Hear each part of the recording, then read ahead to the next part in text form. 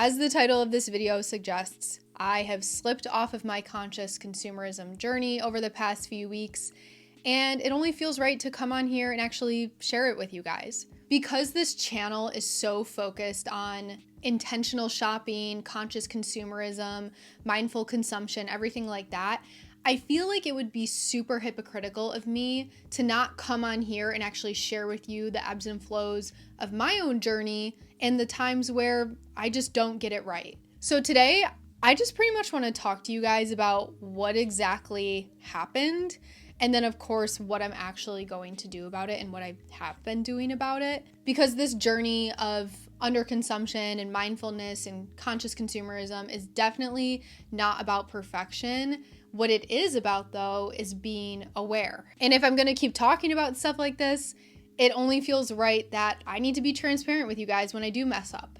Because it does happen. It does. So why don't we just talk about it? Okay, so what exactly happened? Now, this is probably going to be a little ranty because it was kind of a series of different events, but I'll try to keep it as concise as possible. But let's just say that it started with a pair of jeans. So I thrifted a pair of Hudson jeans last year in 2024. I love them. I wear them all of the time. And I realized that I have a gap in my wardrobe. These are the only jeans that I'm wearing. I need another pair of jeans to have in rotation. And so after sitting on that for a little while, for a couple of weeks, honestly, because I just wanted to make sure it was the right move. I do have some other jeans that, are okay, but I think I'm going to be selling them or donating them soon. They just don't fit me the way that I want them to anymore.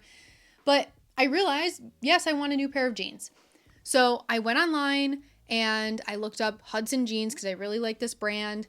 And I found a used pair in my size on ThredUp. And I was like, perfect, this is great. If you guys have been here for a minute, I always say to shop secondhand first. And I found a good pair for, I think, $22, and I felt like that was great.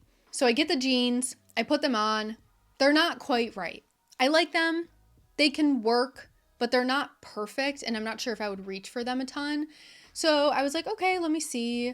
What the return options are. I knew that ThredUp charged a restocking fee. Like, I was fully aware of that, but I didn't know that ThredUp also offers you a credit to keep the item instead of returning it.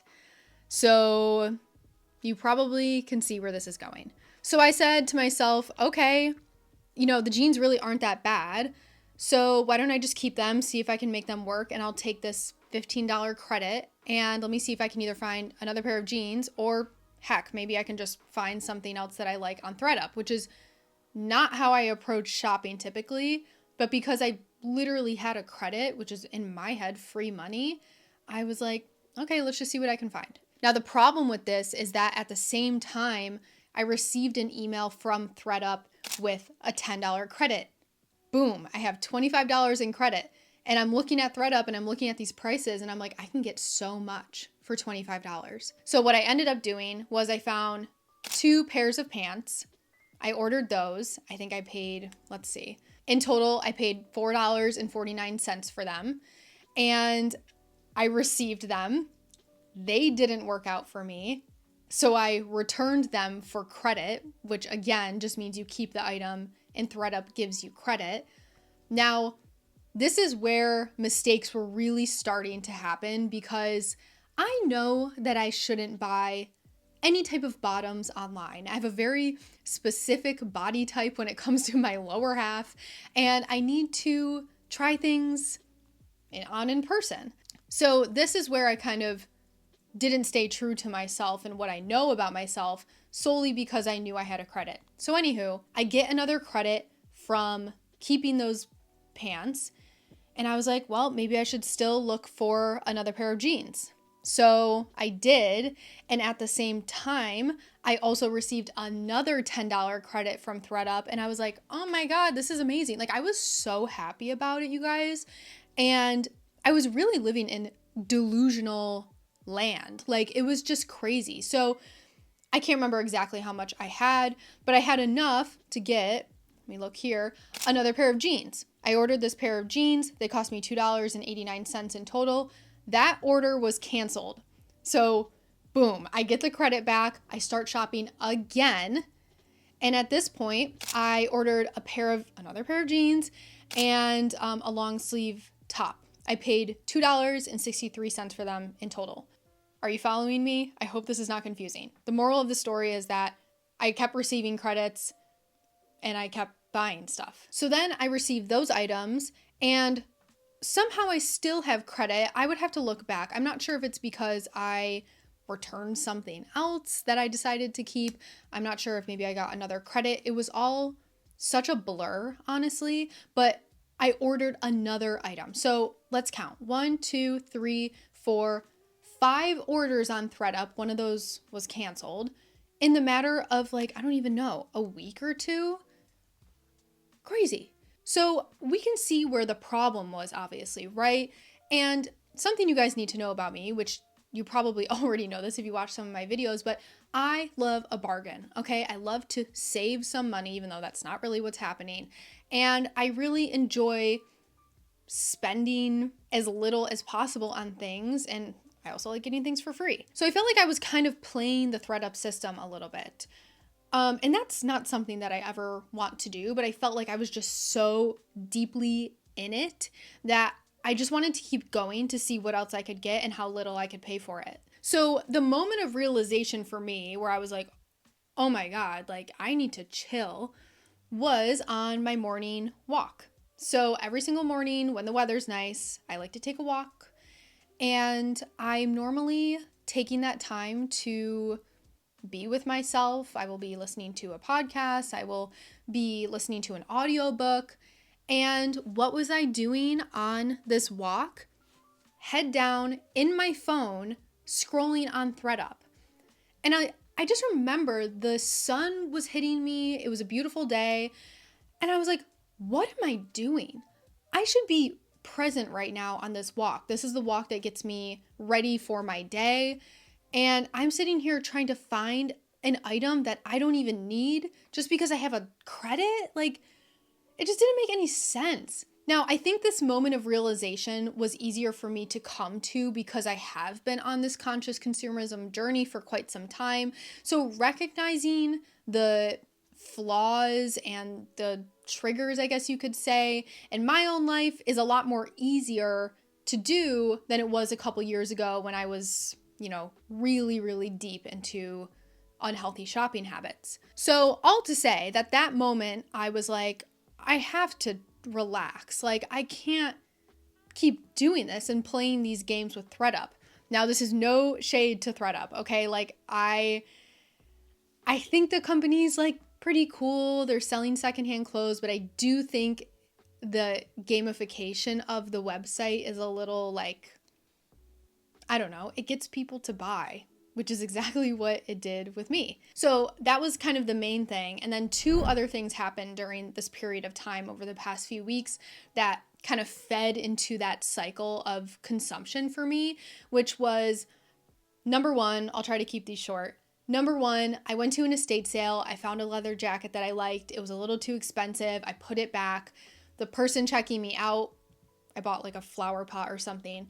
They were like, I will give that jacket to you for half off. And I was like, perfect. So I went and I walked over to where it was hanging. It was gone.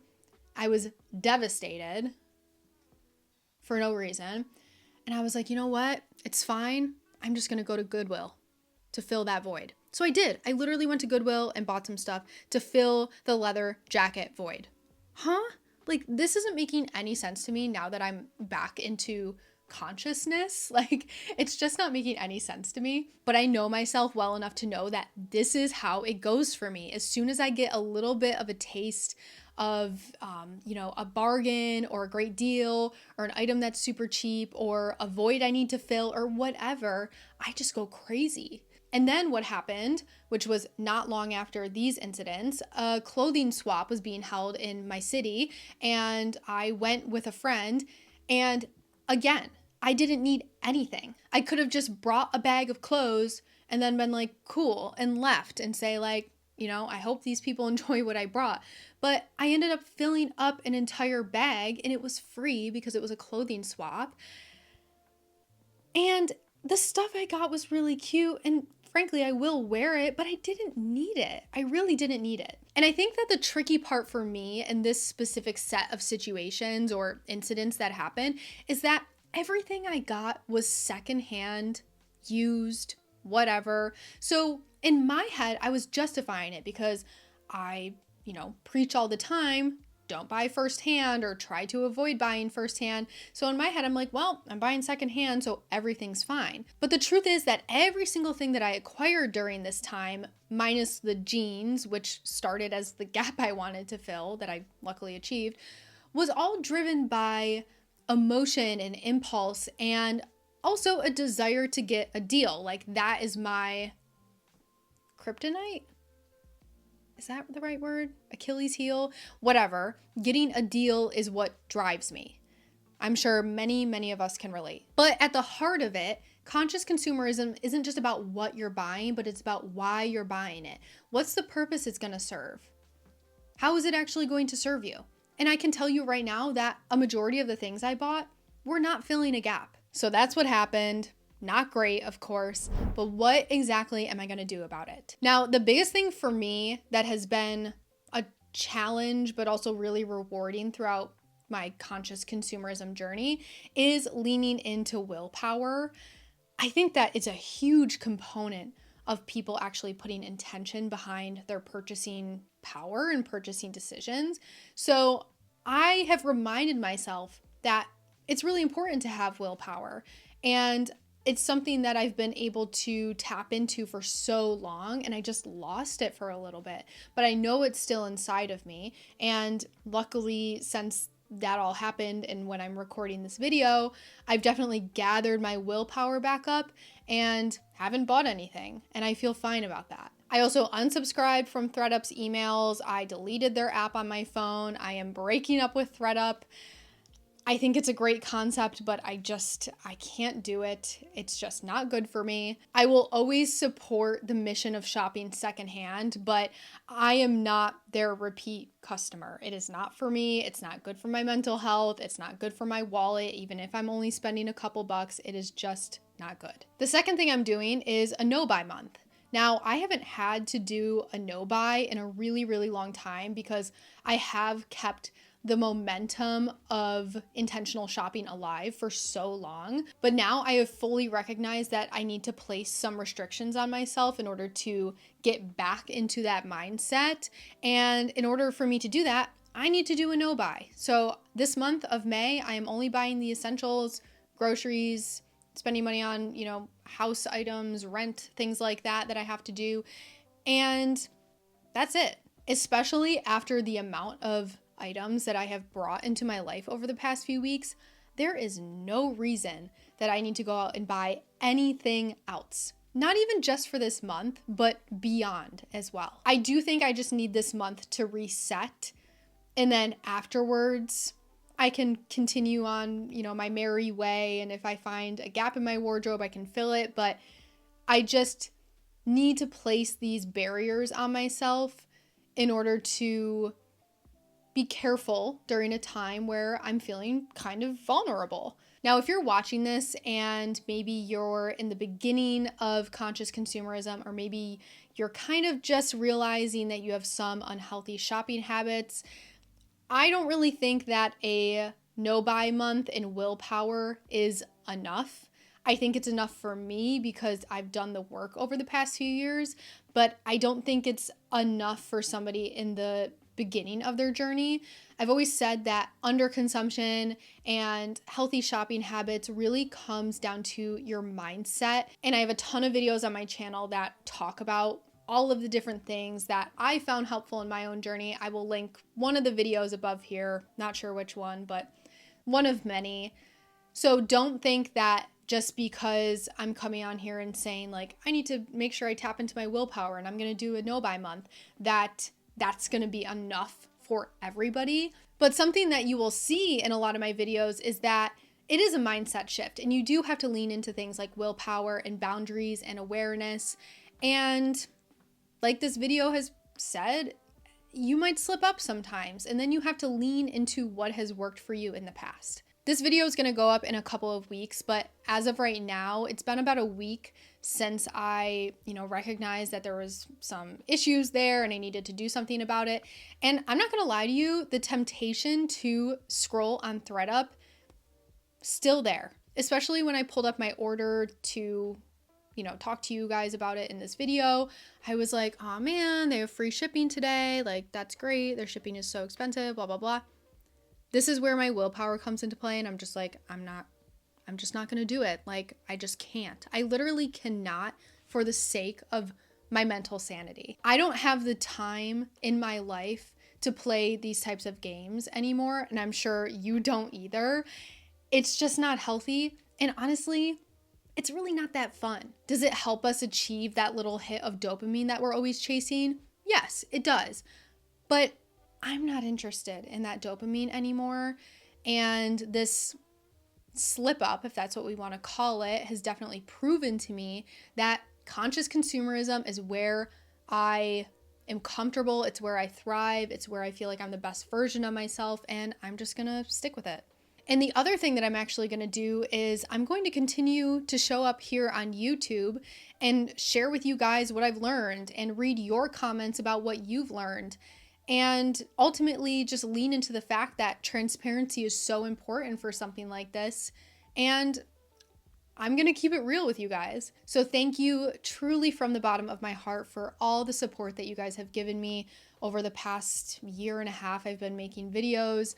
I can't tell you how much it all means to me, and I'm excited to continue this journey and continue sharing with you what I learn, the mistakes I've made, and basically how we all can just grow and be better together. This was a very ranty video. Normally my videos are a lot more structured than this, but yeah, just is what it is. All right, you guys, thank you so much for watching. If you have any thoughts, please leave them in the comments down below, or maybe if you're experiencing something similar, drop a comment down below and we can provide some support to you. And I will see you guys in the next video.